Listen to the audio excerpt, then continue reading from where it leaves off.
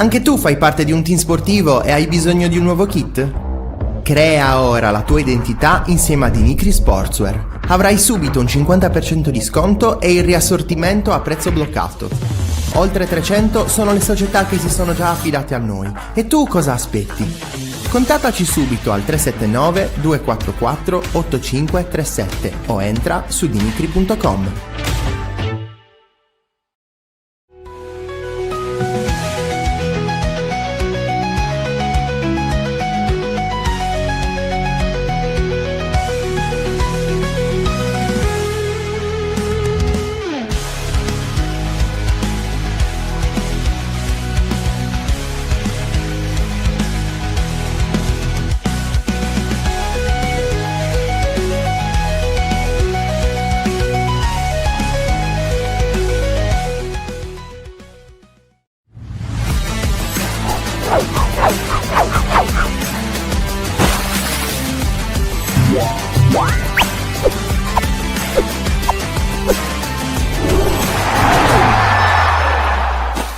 Ciao, sono Fabio e sono il titolare della Credisar. Oggi vi presento la nostra squadra. Ciao, sono Antonella e mi occupo del caricamento e della gestione delle pratiche. Ciao, sono Marzia e mi occupo dell'accoglienza clienti e del back office. Ciao, sono Franco, mi occupo di consulenza finanziaria alle imprese e ai loro dipendenti. Credisar è un team di esperti in consulenza e di professionisti nella gestione delle pratiche per la cessione del quinto, prestiti personali, anticipo del TFS, mutui casa e finanziamenti dedicati alle piccole e medie imprese. Siamo una realtà giovane, nata nel 2022, ma con una lunga esperienza pregressa nel settore. Ci piace descrivere Credisar come persone al servizio delle persone. Infatti per noi non sarai mai un numero di pratica, ma un amico da guidare passo dopo passo verso il miglior progetto pensato su misura per le tue esigenze. Il nostro slogan è persone, non pratiche. Benvenuti in CMA, qui trasformiamo le vostre idee in soluzioni di comunicazione e marketing. Nel nostro showroom trovate gadget, abbigliamento personalizzato e soluzioni tecnologiche per ogni azienda. Mi occupo di grafica e supporto tecnico, ogni particolare conta. Gestiamo la vostra presenza sui social. Realizziamo siti web e soluzioni digitali per far crescere il vostro business. Formazione continua e momenti di condivisione tra gli imprenditori. Qui nascono le migliori idee e nuove collaborazioni. Viviamo insieme nelle nostre aree relax, spazi dinamici con palestra, biliardo e ping pong. La vostra crescita è il nostro progetto. Buongiorno 131, la diretta, l'esclusiva, tutto in uno, ospiti speciali, non manca nessuno. Buongiorno 131.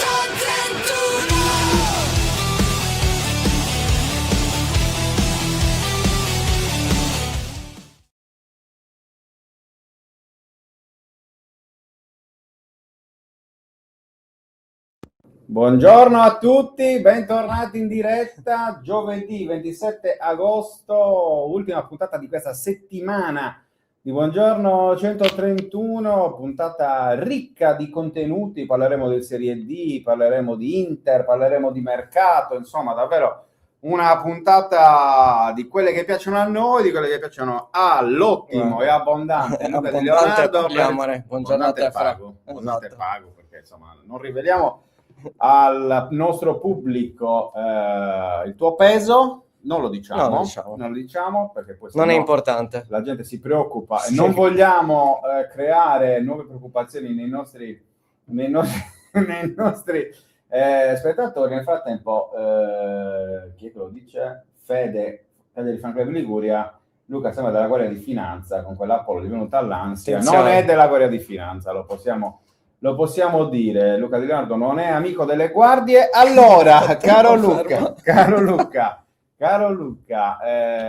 giovedì abbiamo detto parleremo di Serie D perché avremo come primo ospite mister Claudio Bonomi, tecnico del Budoni, neotecnico del Budoni, perché insomma si è seduto sulla panchina del club appunto di Serie D nelle scorse settimane, dopo l'ottima stagione passata con la Nuorese, in panchina alla Nuorese, ex calciatore professionista, insomma un tecnico sicuramente molto, molto valido, anche perché poi un Budoni che quest'anno un po' in silenzio, va detto, perché a livello comunicativo non è che abbia fatto chissà che, però si è arrivato Daniele Ragazzo, sono stati confermati molti dei principali protagonisti dello scorso anno, non ci sarà più Giacomo Santoro che è andato a giocare in Campania, però comunque insomma una squadra che proverà a dire la sua nel girone G, e poi con Daniele Vitiello del Corriere dello Sport, giusto? Parleremo di Inter, perché oggi giustamente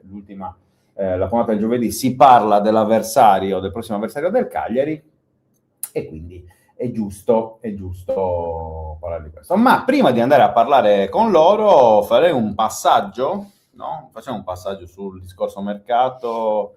Esposito, ieri abbiamo parlato a lungo di Sebastiano Esposito. Dovrebbe chiudersi oggi, perché non c'è ancora l'ufficialità. Dovrebbe chiudersi oggi, insomma, questa annosa vicenda con appunto il passaggio di Sebastiano Esposito al Sassuolo. Percorso inverso farà Riccardo Ciervo, esterno, anche lui classe 2002 come Esposito, esterno che viene d'attacco, che viene a ricoprire un po' quella mancanza di giocatori che c'è sulla destra. Non sappiamo se sarà l'unico giocatore che il Cagliari farà, l'unico rinforzo che il Cagliari farà sulla destra, o ce ne saranno altri, però sicuramente è un giocatore che viene a rinforzare la batteria di giocatori offensivi del Cagliari. Però Esposito ieri, situazione di stallo in tutta la giornata e poi anche nel pomeriggio, poi sembrava addirittura saltato il trasferimento.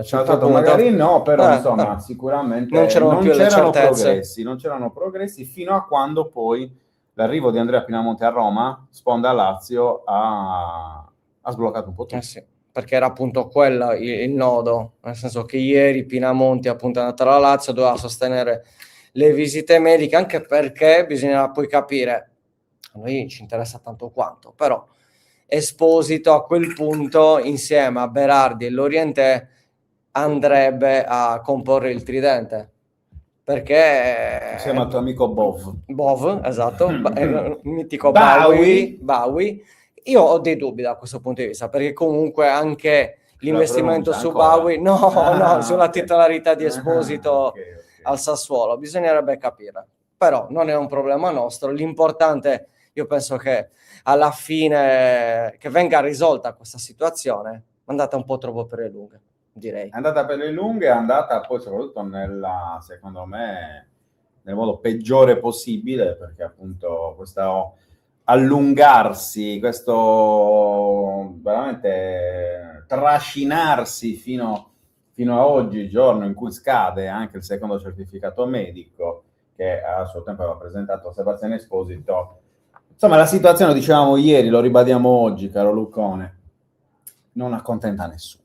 No, una situazione che non accontenta nessuno, anche se poi ieri abbiamo letto delle cifre che se dovessero essere poi eventualmente confermate, noi al momento non abbiamo conferma di cifre, però se effettivamente dovessero essere quelle che sono uscite ieri, comunque il Cagliari riuscirebbe a, diciamo, a salvare il salvabile, ecco, sicuramente non a fare chissà quale plusvalenza, chissà quale affarone della vita, ok, perché questo sicuramente no, però alla fine, vedendo come si era messa la situazione, non dico che ci si debba accontentare, però insomma, poteva anche andare peggio. È chiaro che è un mercato in cui stiamo vedendo sempre più giocatori mettersi di traverso.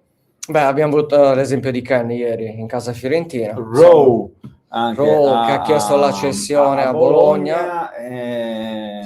Sta riprendendo un po' quest'andazzo che, posso dire, è un po' antipatico in generale, visto un po' quello che ruota attorno al calcio, vedere un po' questi comportamenti che quando giochiamo noi a pallone in maniera molto più elementare, il pallone di cuoio, quello marrone, esatto, tutto cucito, facevi una cosa del genere, magari non vedevi il campo per un mese, insomma, e lo facevi gratis. Vedere un po' questi giocatori anche con i guadagni e tutto quello che ruota intorno, fare un po' queste io le chiamo bambinate viziate, Bambinate viziate, ci sì, piace. non mi piace, anche perché poi lo fa uno, poi lo fa l'altro, insomma diventa quasi un andazzo.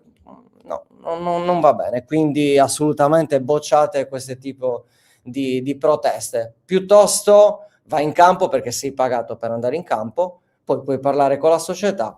Ci sono tanti modi per fare una trattativa, non certo nel saltare allenamento, andare via dei ritiri o chiedere magari in maniera plateale la cessione. Posso dirti la mia? Certo, Non devi. tanto su questo discorso sugli allenamenti e tutto. No, secondo me il fatto che si stiano sempre più ripetendo questi comportamenti è l'ennesima dimostrazione del basso livello del calcio italiano. Ieri il presidente della Lega di Serie A Simonelli, Sì.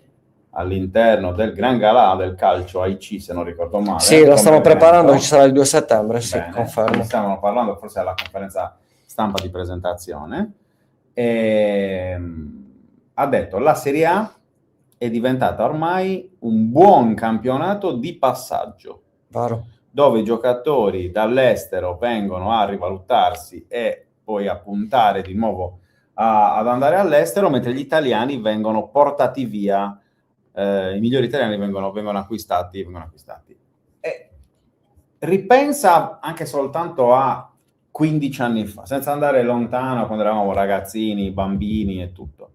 Cioè, è un cambio generazionale incredibile. Cioè, il Cagliari prima, 15 anni fa, magari andava, non ti dico che andasse a prendere un top dall'Inghilterra o dalla Spagna, però comunque non andava a inseguire, non era sicuramente vicino a giocatori come scommesse esotiche, non costantemente, quanto a me. Dico il Cagliari per dire il Lecce, per dire tutte le varie squadre di metà classifica della Serie A. E questo è evidente che sia un problema non da poco per quanto riguarda un po' la gestione di tutto, e mi viene anche da pensare che quando questi giocatori, faccio l'esempio appunto di Rowe, no? Che era il Marsiglia, giocatore inglese. E anche lì ha avuto problemi comunque. Problemi e tutto. Secondo me parliamo di situazioni in cui quando il club si avvicina al giocatore, poi necessariamente fa delle promesse che non sempre riesce a mantenere o vuole mantenere. Ok? E quindi anche in queste cose qua secondo me bisognerebbe capire un po' qual è effettivamente dove sta la verità. E non si sa nemmeno se è nel mezzo. Non è colpa dei giocatori, non è mai colpa completamente dei procuratori e non è neanche necessariamente sempre colpa dei dirigenti. Tutti sono un po' colpevoli, diciamo che è una colpa globale, sono un po' vittime, è una situazione abbastanza confusa. Comunque vedo che c'è il primo ospite di oggi, quindi Lucone, ti dico di far entrare mister Claudio Bonomi, allenatore del Budoni. Vediamo un po'. Buongiorno mister, ci sente? Buongiorno a voi, buongiorno.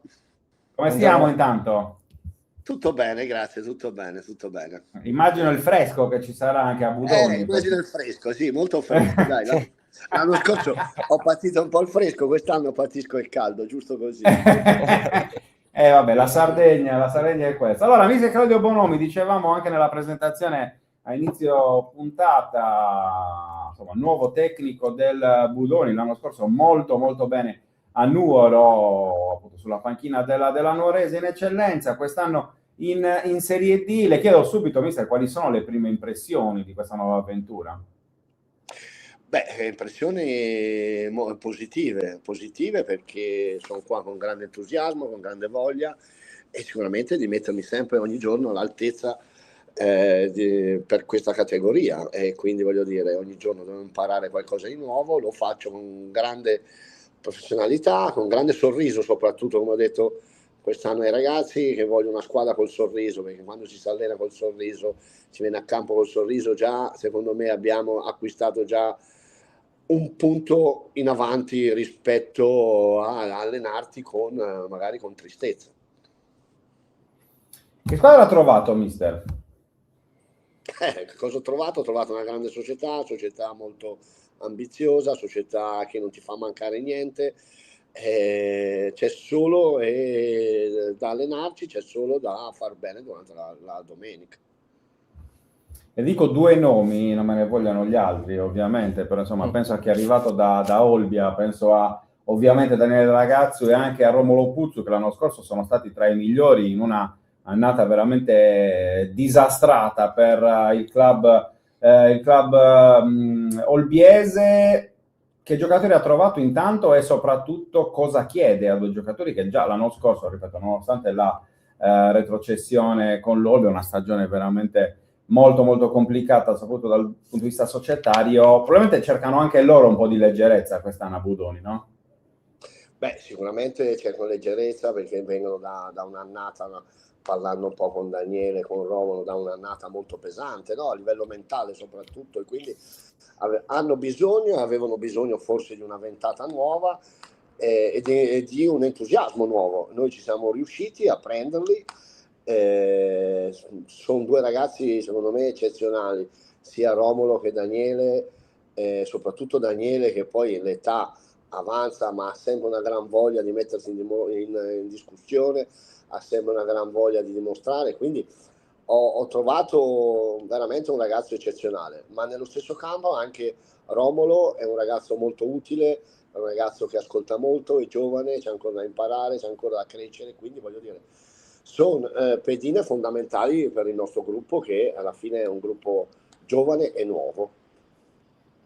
Ecco, l'anno scorso il Budoni ricordiamolo, neopromosso dopo la vittoria del campionato di eccellenza di due stagioni fa, stagione un po' di alti e bassi, possiamo dire così, sembrava quasi un ventaglio, no? Nel senso che ha fatto molto bene all'inizio, poi ha avuto una fase centrale abbastanza complicata con difficoltà a portare a casa delle vittorie, e poi invece un finale importante che ha garantito la salvezza abbastanza anche tranquilla. Quest'anno si riparte da questa salvezza, mister, nel senso che chiaramente bisognerà cercare di mettere a frutto quelli che sono stati anche gli insegnamenti dell'anno scorso. Anche la società come sta programmando questa stagione? No, allora stiamo programmando questa stagione per cercare di valorizzare qualche giovane che abbiamo in casa e qualche giovane che abbiamo acquistato, nello stesso tempo tenendo la categoria, perché sicuramente l'anno scorso hanno fatto un grande campionato. Raffaele per me è stato bravissimo nel salvare il Budoni e voglio dire, ho questa responsabilità di quest'anno di rifare la nuova salvezza, perché come si dice il secondo anno è sempre quello un po' più complicato, però lavoriamo ogni giorno, ho dei ragazzi veramente molto disponibili e ci manca qualcosina, però con la società stiamo decidendo al più breve possibile di chiudere un'altra operazione che poi sarebbe l'ultima, perché almeno poi abbiamo la rosa definita.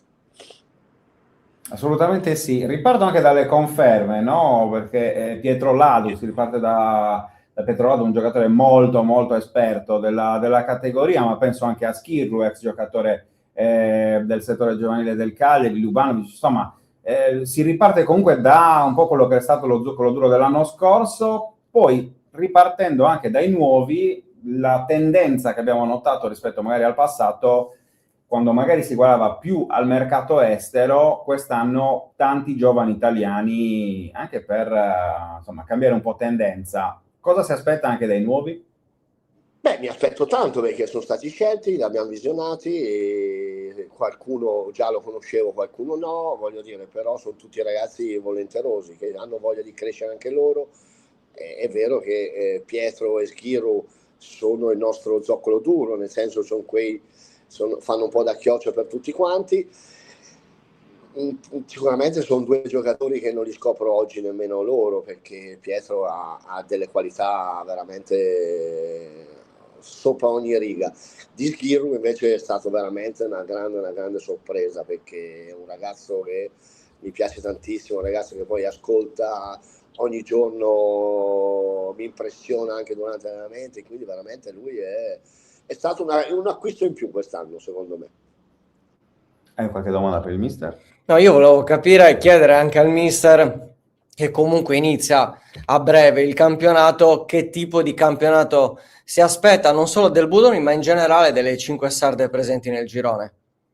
Vabbè, sicuramente noi sarde daremo ogni domenica la battaglia, vita dura alle altre squadre avversarie, soprattutto quelle del continente, che sappiamo magari che nel campano sono un po' più rappresentative nel senso di qualità, perché ho sentito, penso stamattina, che la Sarnese voleva prendere Maggio, giocatore della Scafatese, e già c'ha ottimi giocatori, quindi voglio dire, sappiamo che andiamo a affrontare squadre molto molto importanti, però io penso che sia noi e tutte le sarde, daremo veramente filo da torcere a tutte quante. Mister, prima di tornare a parlare di Budoni, io Claudio Bonomi me lo ricordo calciatore nelle figurine, perché chiaramente insomma Castel di Sangro, Torino, Samp, insomma tante altre. Diciamo che magari a Cagliari mi odiano un attimo, sì. perché diciamo che il Cagliari è sempre stata la mia bestia, cioè la bestia fortunata, tra virgolette, no? Quando c'era Scarpi in porta, mi ricordo che un giorno, una domenica, contro il Lecce mi disse: no, mister Claudio, ancora tu ci sei. Ho detto: oggi ti devo fare ancora 2 gol, e poverino gli fece ancora 2 gol, ma diciamo che però Cagliari è sempre stata la mia squadra fortunata, dai. Molto bene. No, in realtà volevo chiederle un po', appunto, stavamo parlando prima del discorso legato a Sebastiano Esposito, ma non soltanto, anche Ken, Rowe del Bologna, insomma giocatori che in questi giorni di estate, sarà il caldo, non lo so, non è una battuta ovviamente, però qualcuno sembra avere la testa più calda del solito. Sono giornate in cui i calciatori sono anche un po' messi nel mirino dei tifosi per comportamenti ritenuti non troppo professionali. Io le chiedo, visto anche la sua esperienza appunto da calciatore professionista di un altro periodo, questo è evidente, però e oggi di allenatore, insomma, come si spiega certe tendenze, ecco, diciamo così, perché appunto il fatto che Esposito abbia strappato, abbia rotto col Cagliari allora, io la vicenda in piena estate, di Esposito di Ken lo hanno chiamato. Sicuramente ha ricevuto una chiamata e ora tornerà. Probabilmente lo sta chiamando Esposito. Adesso, mi raccomando, mister, parli bene di me, bene di me, vediamo cosa. Sì, sicuro che è stato chiamato. Ci sono poi tanti commenti da parte dei nostri utenti su questa situazione. Ne approfitto per leggere quello di Cri. Dice: il discorso è semplice, dal momento che i giocatori non rispettano i contratti, a parer mio le società dovrebbero poter decidere il licenziamento in tronco e chiedere i danni al calciatore. Ma sei un po' drastico.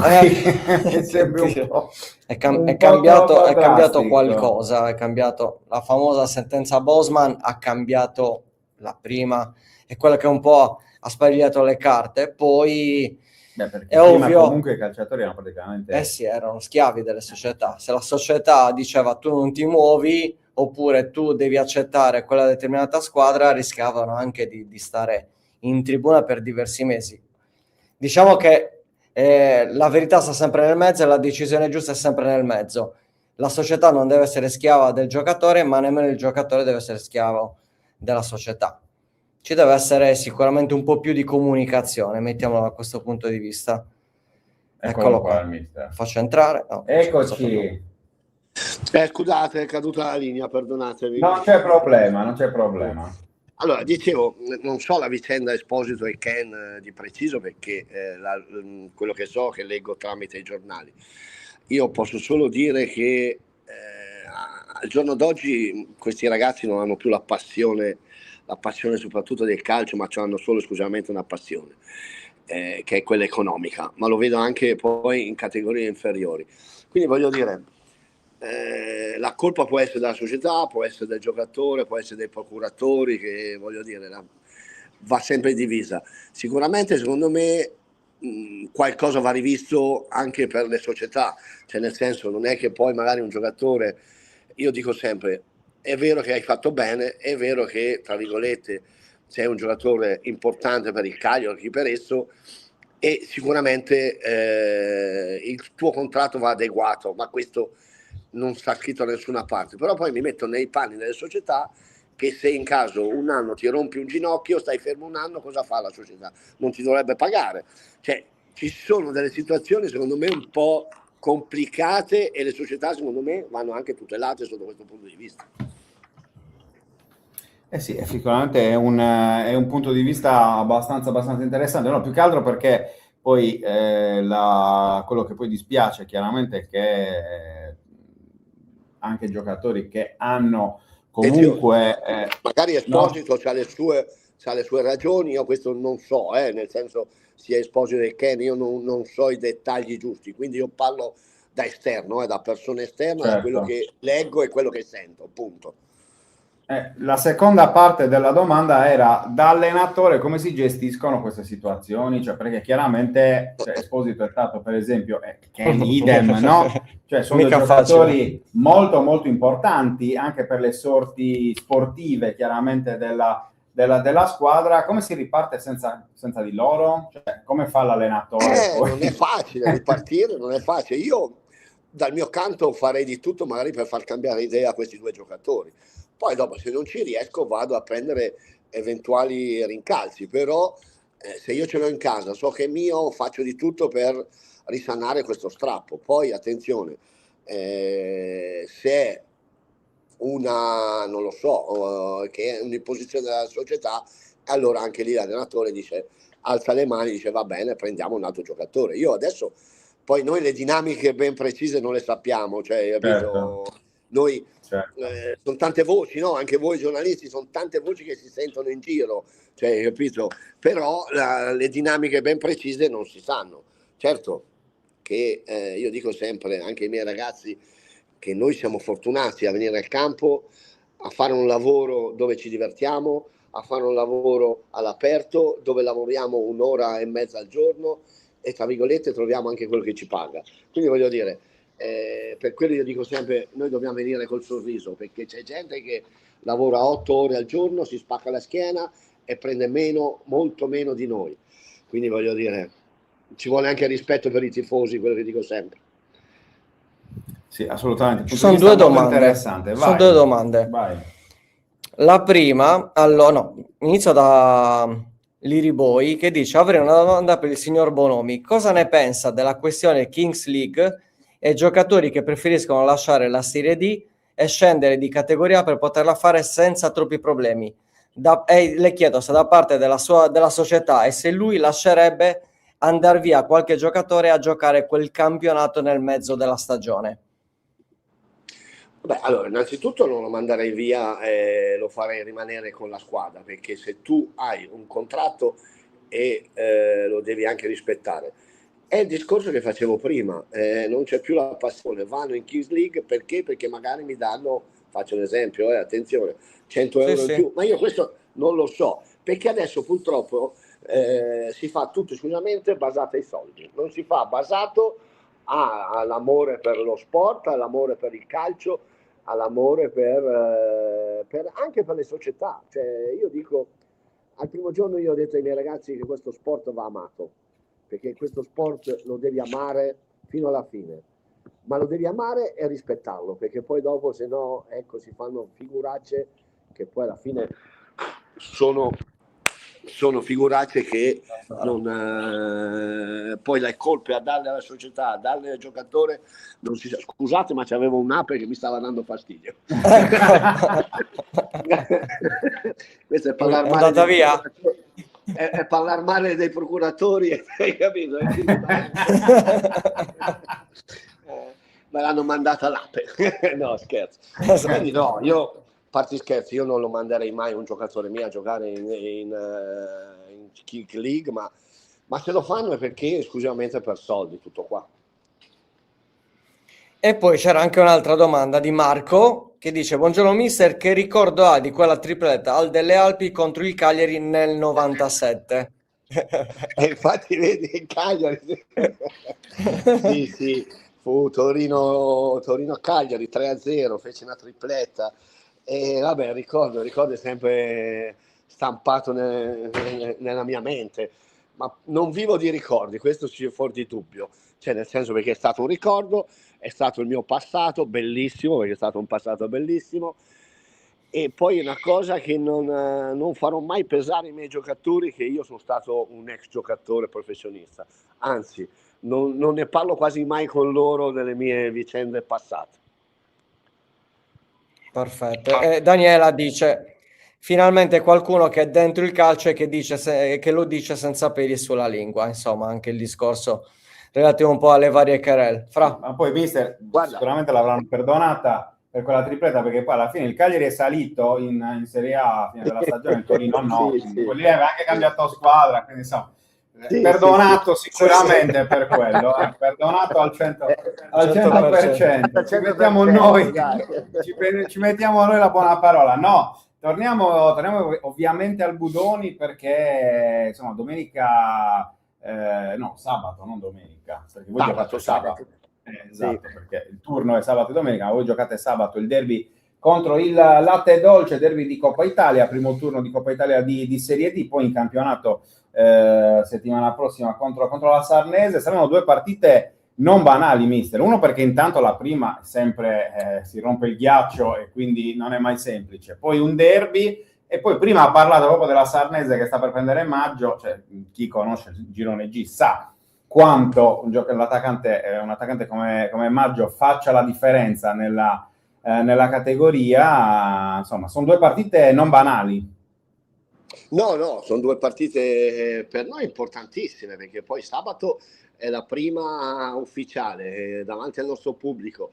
C'è tanta curiosità, perché alla fine c'è tanta curiosità di vedere questo nuovo Budoni.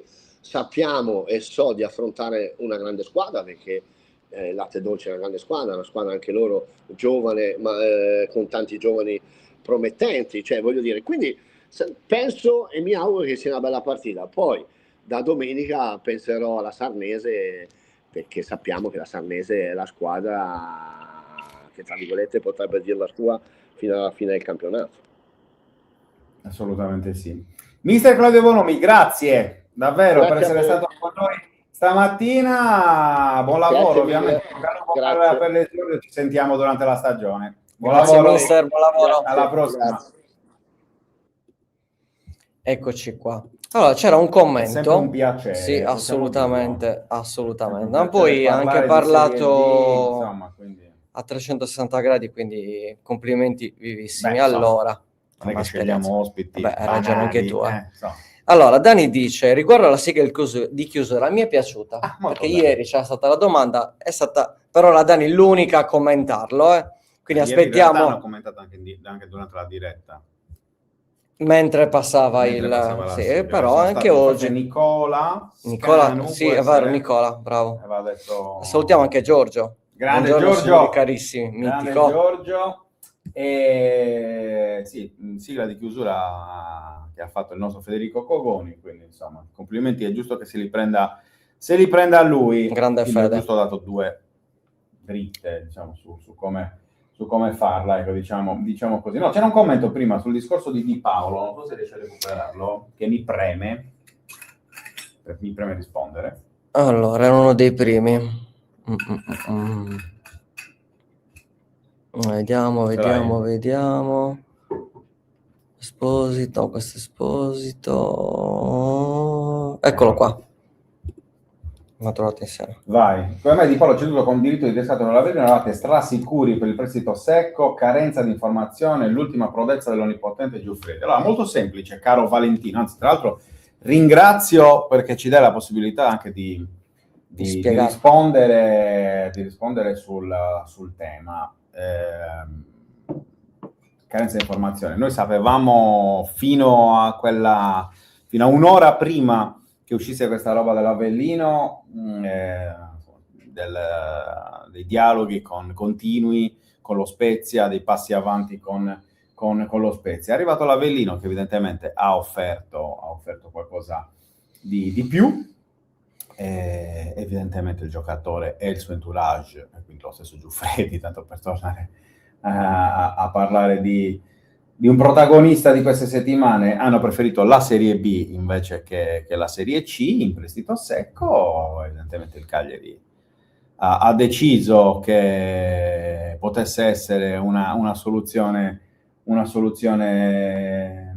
migliore. Io resto dubbioso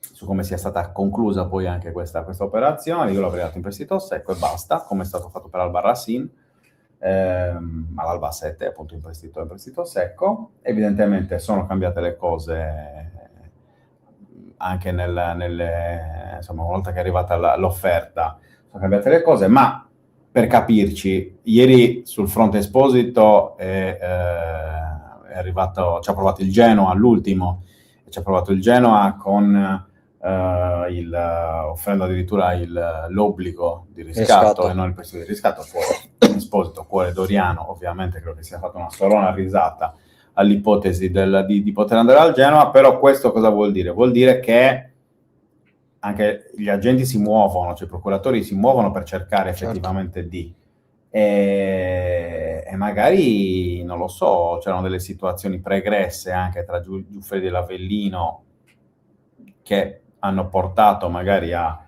questo tipo di soluzione.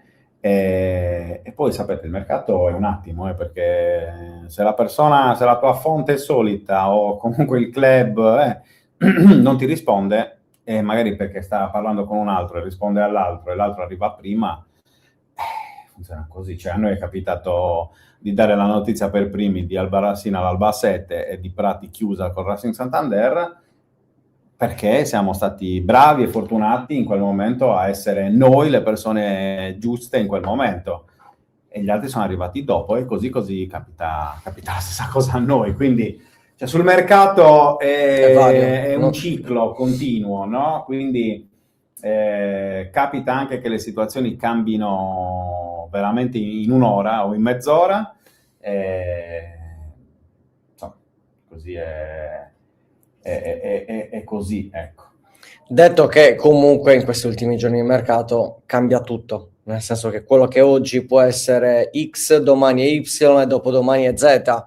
Quindi in questi giorni magari certe squadre cercano di fare affari, certe altre squadre cercano di dare in prestito, perché magari mi viene da pensare al discorso di Esposito, quando è successo il tutto, pensare che Esposito andasse via in prestito sembrava quasi un insulto, e invece al 27 di agosto questa pare la soluzione migliore.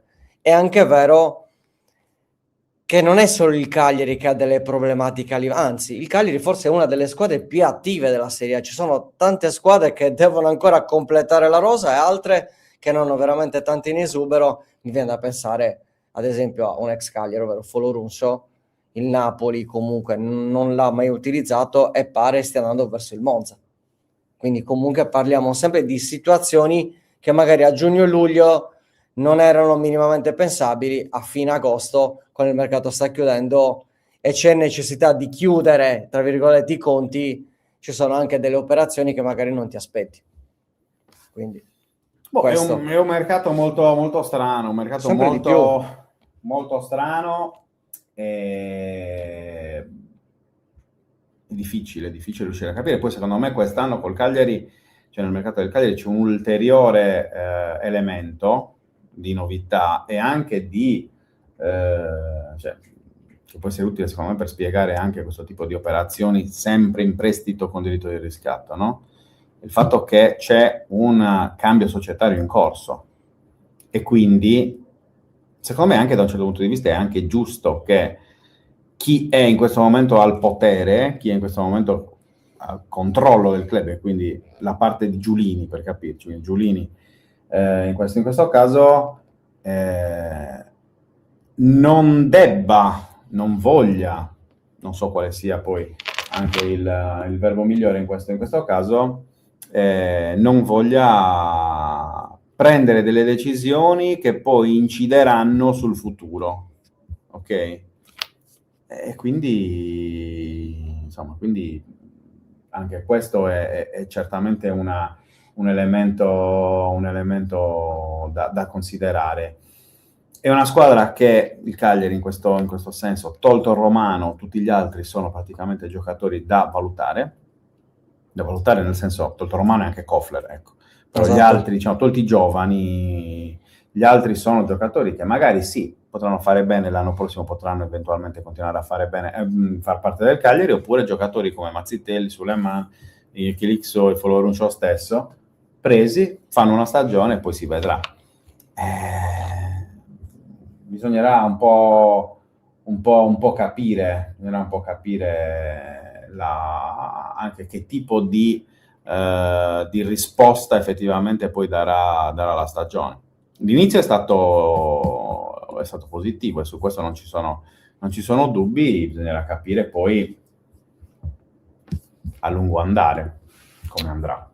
Bene, vedo che facciamo entrare il prossimo ospite che è in collegamento audio, vediamo se ci sente.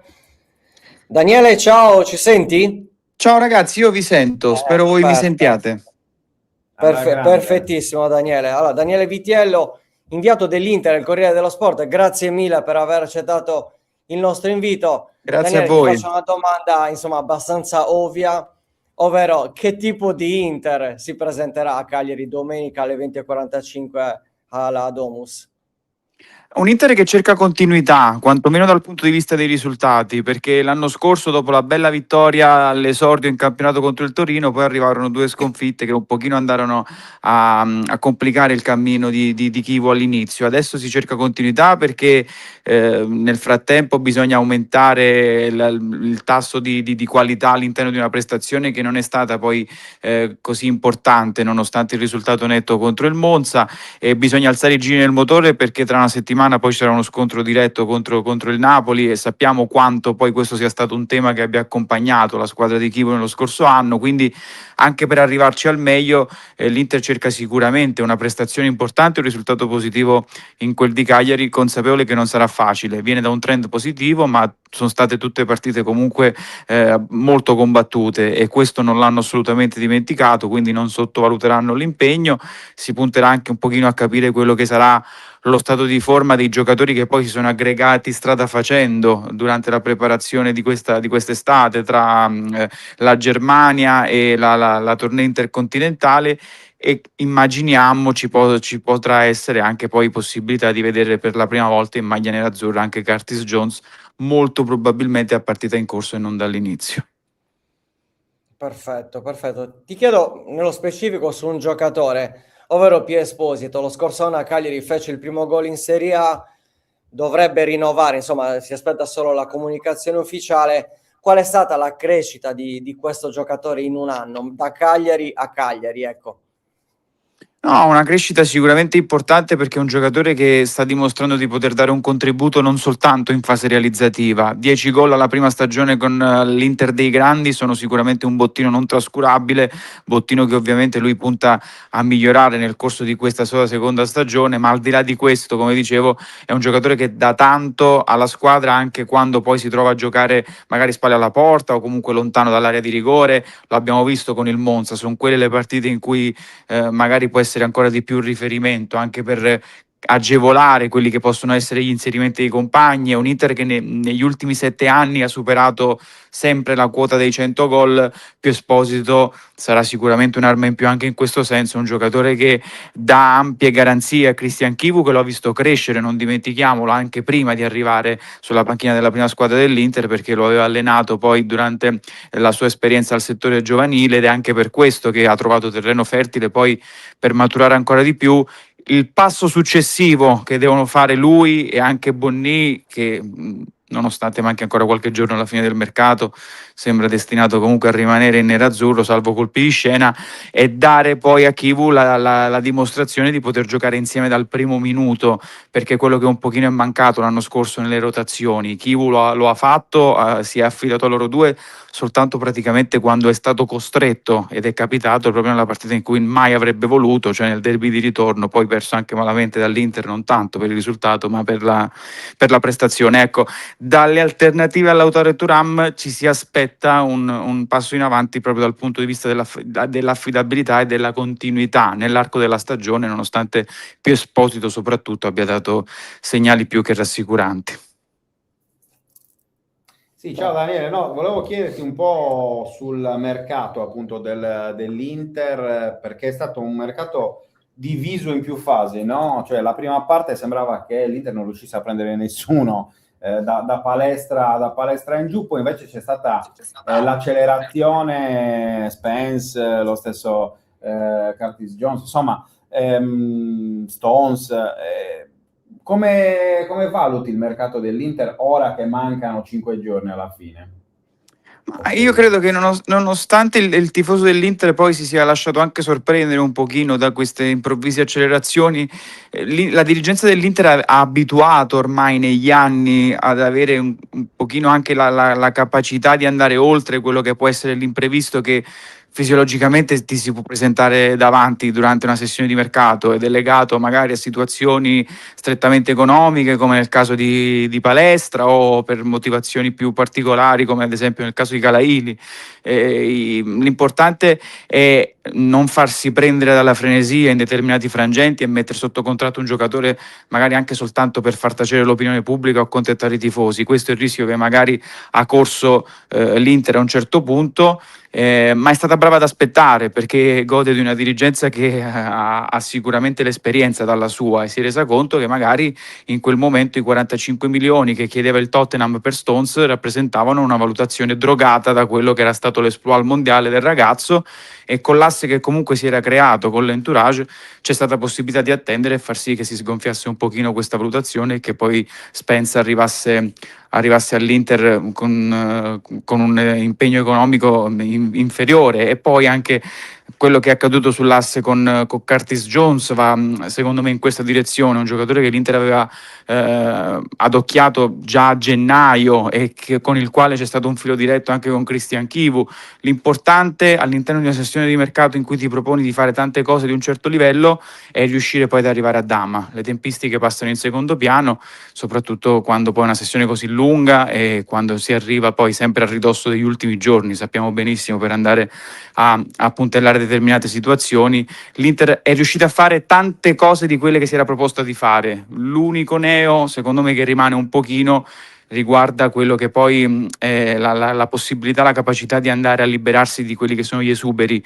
L'Inter non aveva questioni particolarmente spinose, perché poi Pavard rimane in rosa e alla fine, come è successo anche con Çalhanoğlu, una situazione anche più complicata l'anno scorso, sarà sicuramente a disposizione di Chivu e darà il suo contributo, però si proponeva magari di mettere in cassa un gruzzoletto più importante dalla cessione di Davide Frattesi, di fare qualcosa di diverso su Aslani, lo stesso Massolen che partirà in prestito magari poteva essere pedina di scambio in altre operazioni. Nell'andare a liberarsi degli esuberi l'Inter fa un po' di difficoltà negli ultimi anni, ma vedendo un pochino quello che succede a qualsiasi latitudine mi sembra che sia una difficoltà che trovano un pochino tutte le dirigenze. Sì, mi sembra una malattia un po' del calcio italiano, Sì. farsi degli esuberi, è un'espressione abbastanza brutta, però rende bene. No, ho una curiosità invece, Daniele, per quanto riguarda il ruolo del portiere, perché anche sul discorso portiere, sempre vedendo dall'esterno, si è parlato tanto, no, del post-Sommer, l'Inter che sembrava dovesse puntare su altri nomi, poi alla fine è arrivato Provedel. Com'è la situazione in porta? Ma per il momento, e dico per il momento, Chivu ha intenzione di dare continuità a Martinez.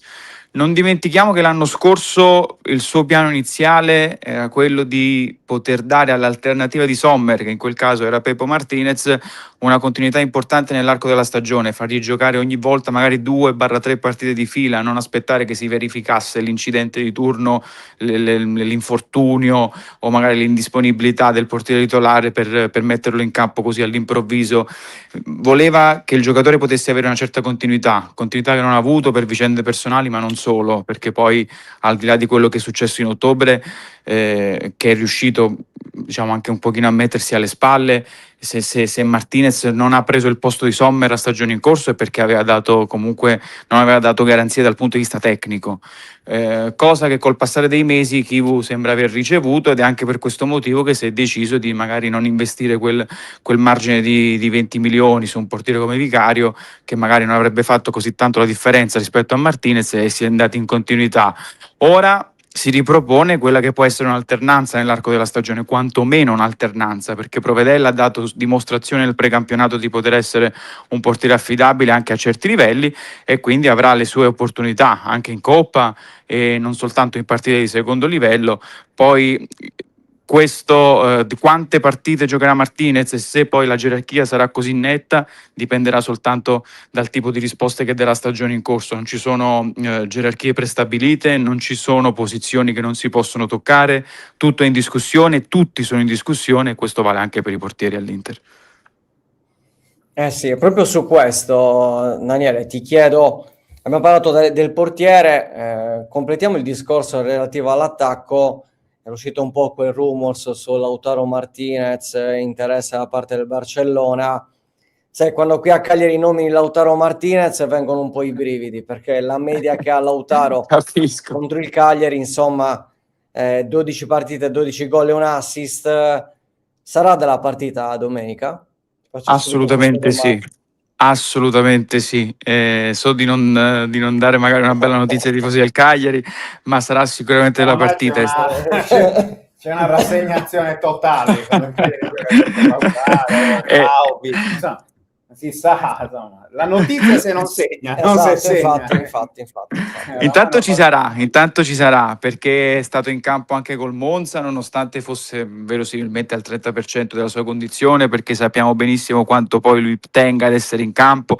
È arrivato più tardi perché è stato impegnato con l'Argentina fino alla finale del mondiale. Christian Chiu gli ha dato un segnale, gli ha mandato un segnale in quella convocazione e anche nella scelta di mandarlo in campo dal primo minuto col Monza, di quanto sia comunque centrale questo giocatore per l'Inter, e non soltanto per quello che fa palla al piede. La sua presenza illumina un pochino tutta la manovra e di riflesso aumenta anche l'autostima e l'atteggiamento, la grinta di quello che fanno anche i suoi compagni di squadra. È un riferimento a tutto tondo, del quale l'Inter ovviamente ha scelto di non privarsi a 10 giorni dalla fine del mercato, oltretutto, perché io credo che poi certe offerte meritino sempre di essere ascoltate, se tali sono. Se parliamo di un'offerta da almeno 3 cifre, sono soldi che nessun club in Italia secondo me può permettersi di rifiutare a prescindere. Lautaro merita ovviamente un discorso a parte, però lo avrebbe meritato se questa offerta fosse arrivata magari a inizio giugno, comunque all'alba di questa sessione di mercato, non a 10 giorni dalla fine. Avrebbe minato alle fondamenta una struttura che punta a consolidarsi e non certo a perdere le sue certezze. È stato in campo contro il Monza.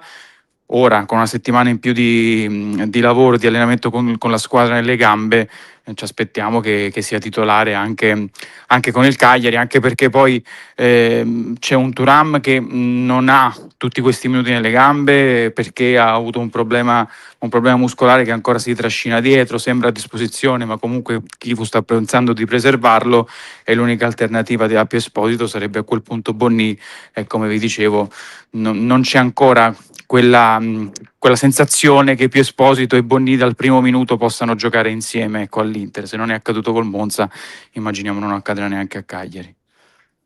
Infatti. Ho due domande per Daniele. La prima, dove e come il Cagliari può mettere in difficoltà l'Inter? E la seconda è un commento sulla situazione Esposito, se ti aspettavi che potesse finire in questo modo, visto che insomma chiaramente è un giocatore legatissimo all'Inter, ancora il contratto prevede insomma il 40% sulla plusvalenza in caso di futura rivendita a favore del club nerazzurro. Da una parte c'è il fratello che non sembrano neanche quasi fratelli per il tipo anche di atteggiamento comunicativo, e carattere che hanno i due. Insomma, facci un po' anche dacci il tuo parere anche su questa situazione. Ma sul Cagliari e sulla partita in generale, io ti dico che molto potrà dipendere anche da quello che sarà l'atteggiamento del Cagliari, rifacendomi a quella che è l'Inter che ho visto con il Monza, un Inter che non deve correre dalla sua prospettiva il rischio di sottovalutare alcuni momenti della partita. È un Inter che non ha giocato in continuità per 90 minuti con il Monza, ha vissuto di sgasate e sono bastate. Non è detto che basti sempre, soprattutto contro una squadra che davanti al suo pubblico a inizio stagione con tutti i buoni propositi che possono esserci tende a voler regalare questa soddisfazione importante alla piazza, quindi l'Inter non deve commettere l'errore dal canto suo di scendere in campo sottovalutando l'avversario. Il Cagliari è una squadra che quando mette dentro quell'intensità che mette in determinati momenti può dare filo da torcere anche all'Inter, e poi sono partite che viaggiano anche sul filo sottile di quello che può essere un episodio che può spostare anche nei primi minuti della partita. Io credo che possa contare tanto anche l'approccio, ed è una squadra che da quel punto di vista può far male all'Inter. Credo anche abbia anche la velocità, la rapidità, la possibilità di mettere in difficoltà una difesa che va ancora un pochino a mezzo servizio, ecco, deve superare ancora quella fase di rodaggio, l'abbiamo visto col Monza.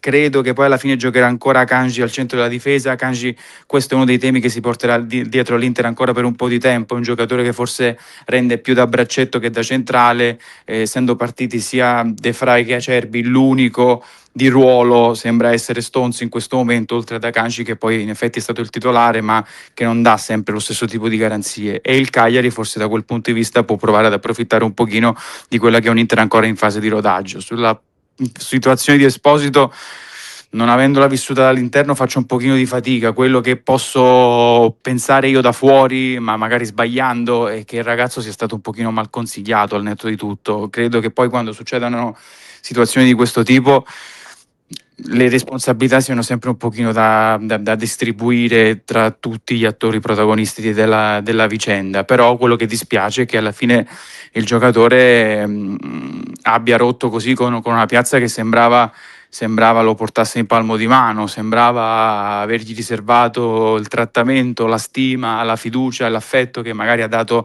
non a tutti i giocatori che poi sono transitati dalle vostre parti, e dispiace per quello che è un epilogo che non può rendere felice nessuno a prescindere.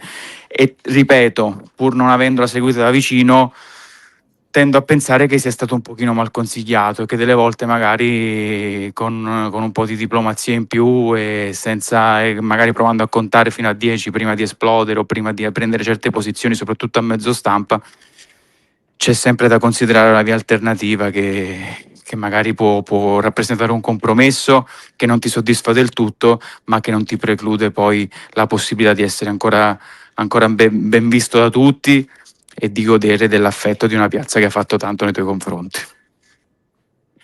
Molto bene. Chiudiamo con la classica l'ultima domanda di Luca Di Leonardo. Non può non essere le probabili 11, beh. ovviamente, anche se comunque Daniele ci ha detto già diverse informazioni. Ti chiedo, Diouf è confermato lì a destra, che Spence pare che non sia ancora prontissimo? Possibile? Sì, Diouf confermato. Non sappiamo neanche se Spence poi riuscirà a strapparla una convocazione per Cagliari. Okay. È molto probabile che possa poi rinviare direttamente il discorso alla partita con il Napoli, quindi da quel punto di vista non abbiamo grandi dubbi. L'unico dubbio che ci portiamo in questo momento, al netto di indisponibilità che magari emergeranno strada facendo, riguarda l'interno di sinistra in mezzo al campo con Sucic, che è entrato molto bene col Monza e che magari potrà insidiare Zielinski da quel lato. Come dicevo, anche Curtis Jones è assolutamente a disposizione perché non ha fatto il mondiale, ha fatto tutto il precampionato con Liverpool e si è dimostrato in ottime condizioni.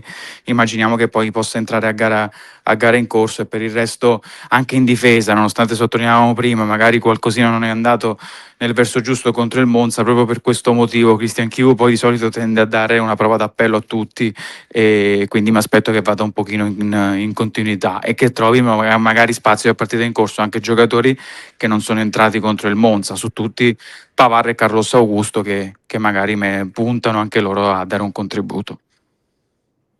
Ok, perfetto. L'ultimissima, ti chiedo anche un commento su Niccolò Barella, nel senso che comunque è un giocatore che qui ha fatto la storia, è stato amato, magari è ancora amato, nell'Inter è un po' cambiato negli anni. Che tipo di stagione ti aspetti da Niccolò Barella? Cioè, quali sono le aspettative su Niccolò Barella? Correggetemi se sbaglio, mi sembra che ci sia un pochino di amore e odio nei suoi confronti da parte della piazza di sì, Cagliari. È stato molto buono, Esatto. è stato molto buono. Luciano. Mettiamola così. Molto democristiano. Esatto. Sì, sì.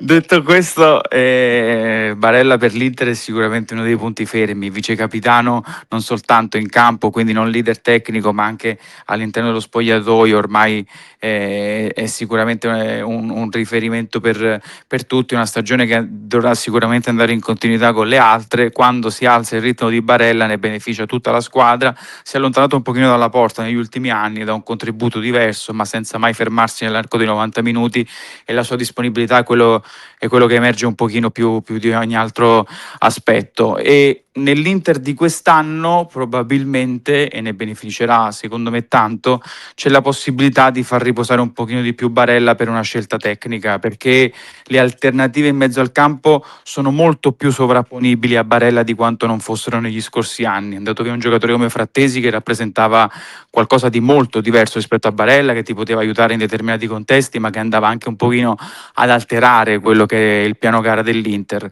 Con Sucic, con Curtis Jones, con Stankovic in alternativa a Barella, l'Inter può permettersi anche di assecondare un pochino lo stesso spartito, e questo magari può permettere a Chivu di dare un pochino di riposo in più a questo giocatore che di fatto non si è mai fermato. Perfetto, perfetto. Daniele, noi ti ringraziamo ovviamente per questo Focus Inter, hai un po' spiegato che cosa ci dobbiamo aspettare fondamentalmente dalla partita di domenica, che non sarà sicuramente semplice. Noi ci sentiamo magari in questi giorni.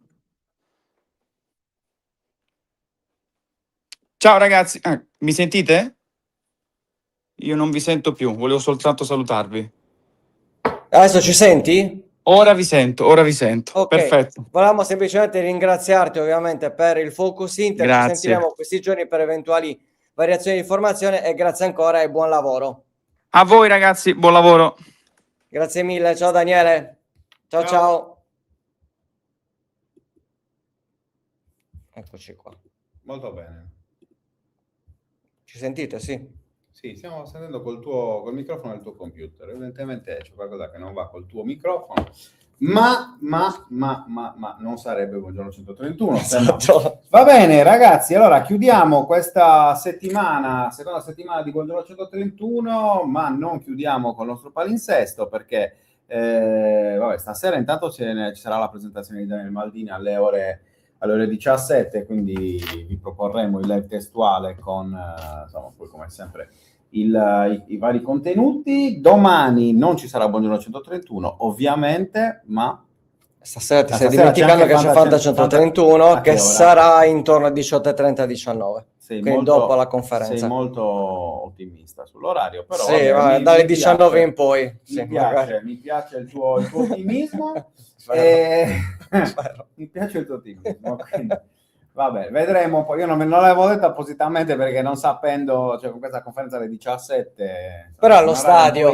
Vabbè. Però allo stadio. Vedremo. La semina magari. La faremo sicuramente. Questo è un dato di fatto. 131 live. Tra l'altro, ecco, mi serve un assist, vado a scrivere, a mettere in sovraimpressione ancora. Ho sperato che mettessi entra, esci e rientra nel link. Cioè, per un secondo ho sperato effettivamente che ci fosse, che mettessi quello, però vabbè. Questo chiaramente è il modo per iscriversi a Fanta 131.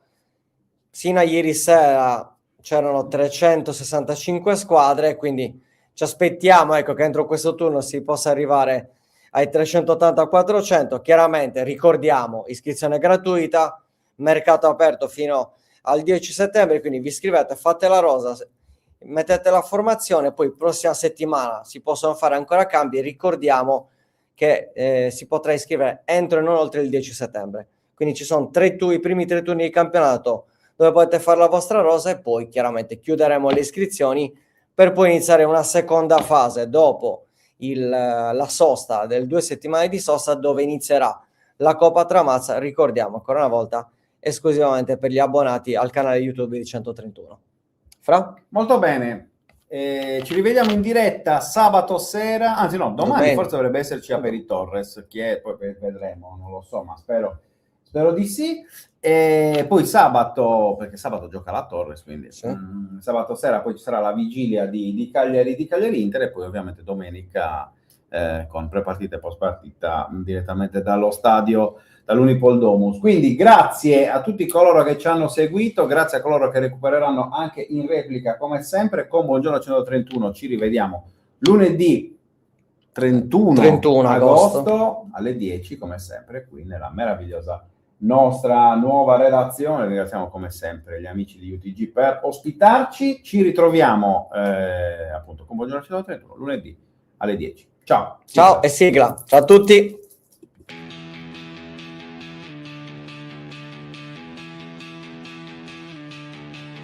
La sveglia suona, la redazione in pista, Sardegna in diretta, c'è voglia di notizia, storie di sport, un'isola in piena, storie di vita, a voce alta, alza il volume, fatti sentire.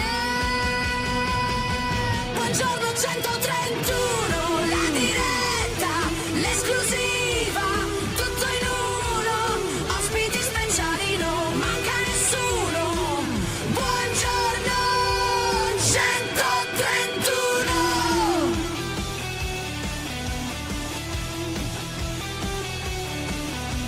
Storie di sport, storie da raccontare, tra il campo e il mare c'è tanto da dire. Alza il volume, fatti sentire. Buongiorno 131, la diretta, l'esclusiva, tutto in uno, ospiti speciali, non manca nessuno. Buongiorno 131.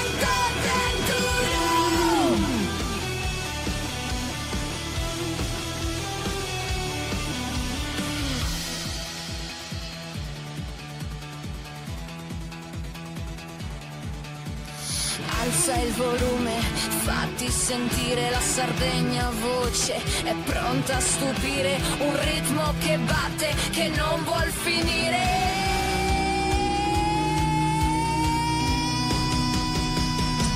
Buongiorno 131, la diretta, l'esclusiva, tutto in uno, ospiti speciali, non manca nessuno.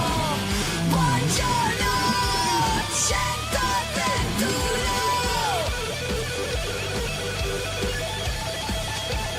131.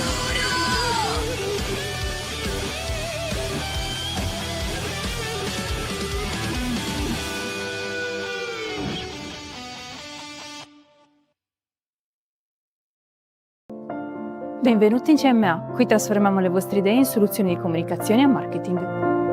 Nel nostro showroom trovate gadget, abbigliamento personalizzato e soluzioni tecnologiche per ogni azienda. Mi occupo di grafica e supporto tecnico, ogni particolare conta. Gestiamo la vostra presenza sui social. Realizziamo siti web e soluzioni digitali per far crescere il vostro business. Formazione continua e momenti di condivisione tra gli imprenditori. Qui nascono le migliori idee e nuove collaborazioni. Viviamo insieme nelle nostre aree relax, spazi dinamici con palestra, biliardo e ping pong. La vostra crescita è il nostro progetto. Ciao, sono Fabio e sono il titolare della Credisar. Oggi vi presento la nostra squadra. Ciao, sono Antonella e mi occupo del caricamento e della gestione delle pratiche. Ciao, sono Marzia e mi occupo dell'accoglienza clienti e del back office. Ciao, sono Franco, mi occupo di consulenza finanziaria alle imprese e ai loro dipendenti. Credisar è un team di esperti in consulenza e di professionisti nella gestione delle pratiche per la cessione del quinto, prestiti personali, anticipo del TFS, mutui casa e finanziamenti dedicati alle piccole e medie imprese. Siamo una realtà giovane, nata nel 2022, ma con una lunga esperienza pregressa nel settore. Ci piace descrivere Credisar come persone al servizio delle persone. Infatti per noi non sarai mai un numero di pratica, ma un amico da guidare passo dopo passo verso il miglior progetto pensato su misura per le tue esigenze. Il nostro slogan è persone, non pratiche.